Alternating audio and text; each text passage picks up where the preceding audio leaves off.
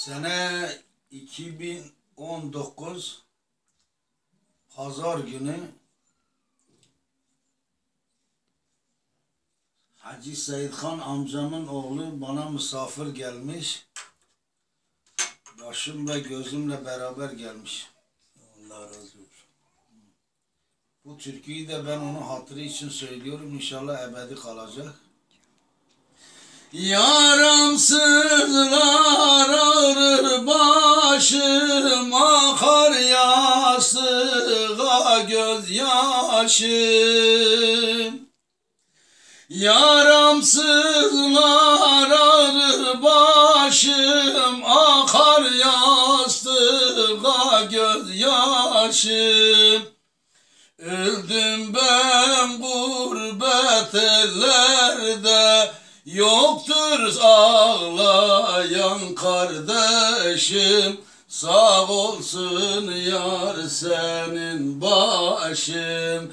Acel gelmiştir bu cana, baş ağrısı bir bahane. Mezar taşımayasınlar, bugün bana yarın sana.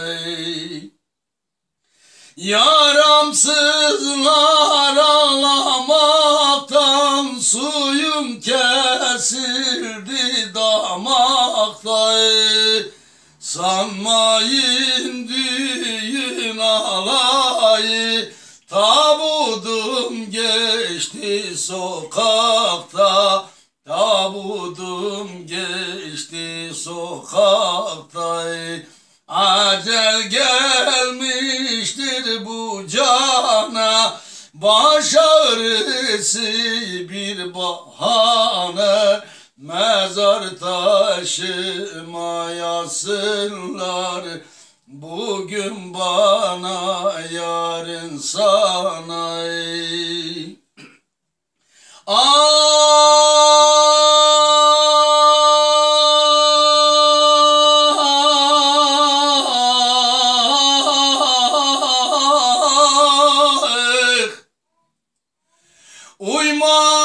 Uymayır yüzünde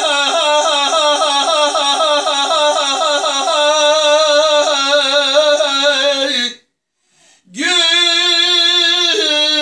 verme dünya malına.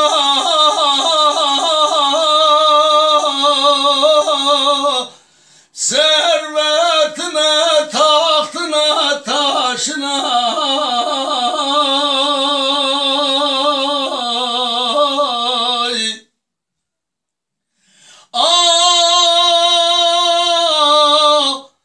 altından ağacın olsa,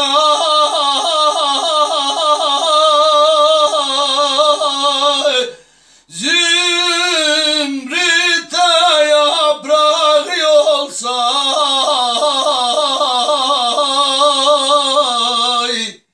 gel gel kardeş, vazgeç dünya zevkine. Valla gözlerimizi doyacak bir avuç toprak.